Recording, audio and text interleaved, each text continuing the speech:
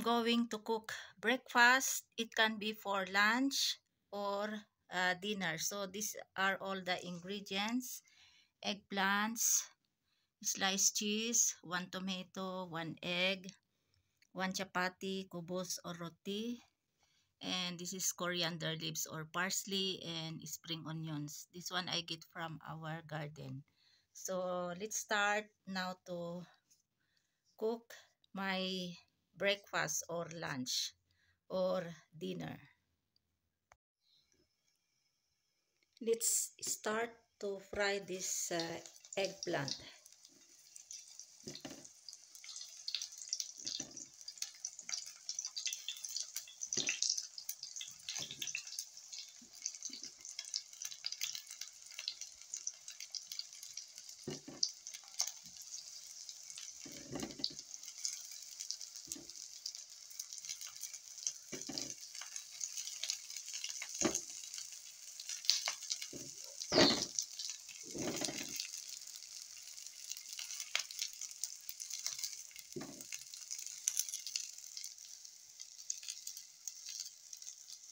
I already turned both sides, so it's already cooked this fry already this eggplant. So we have to turn off now this flame.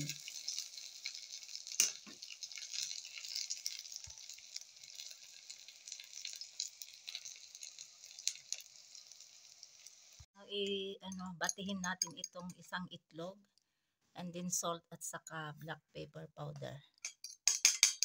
Dapat sana dalawa ang itlog na ilagay ko, kaya lang ubos na yung itlog.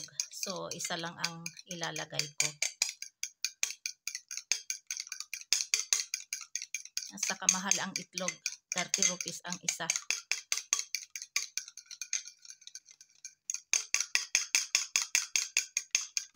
Batihin natin ng mabuti.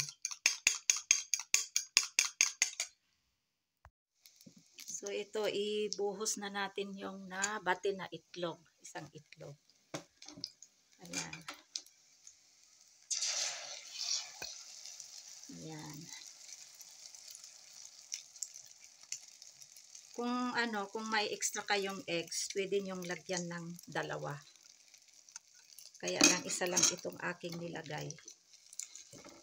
Tapos ganyan lang.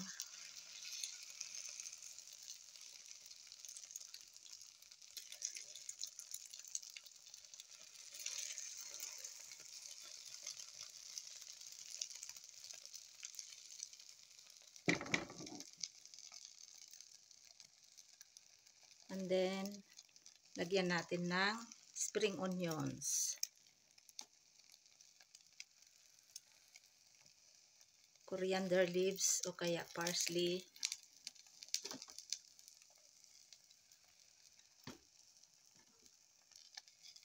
Ayan, then slices of tomatoes. Ayan. Lagay natin ito lahat. 1 tomato lang ito nilagay ko. And then 1 slice of cheese. Pwede nyo din i-grate ang cheese. Kaya lang ganito na lang ang aking pag-slice. Ayan.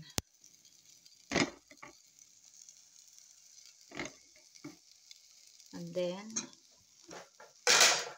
ipatong na natin yung chapati.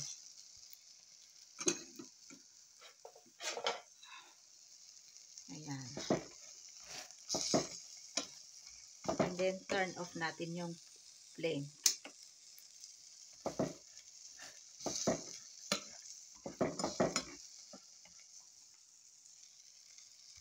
So ito na baliktad ko na. Ayan. So ito na yung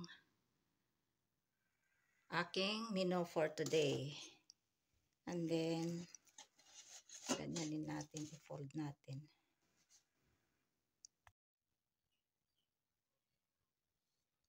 So ito na yung aking ginawa na recipe ngayon. So slice natin.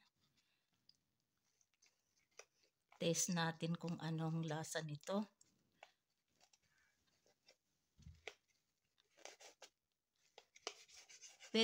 Pwede din yung gamitin yung yung bread, yung loaf bread.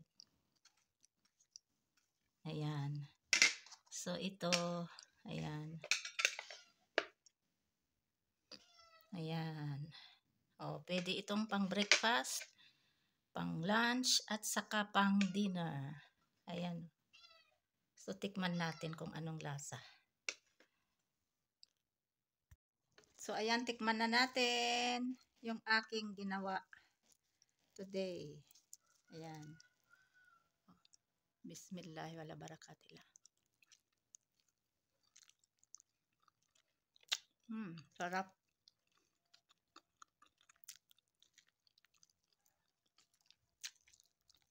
Masarap.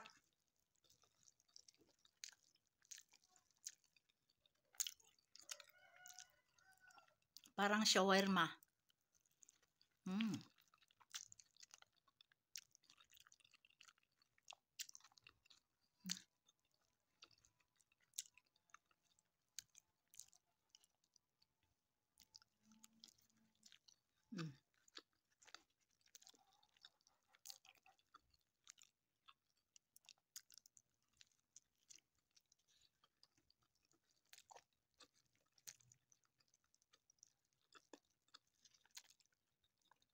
Sarap.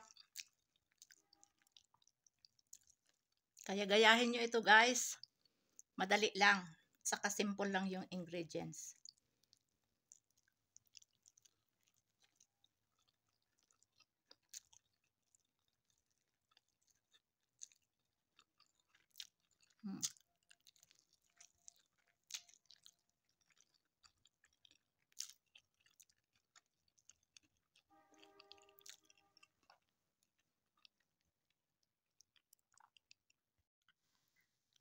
Ayan, naubos ko yung kalahati. Kaya ipatikim ko din ito kay Lakay, sa asawa ko.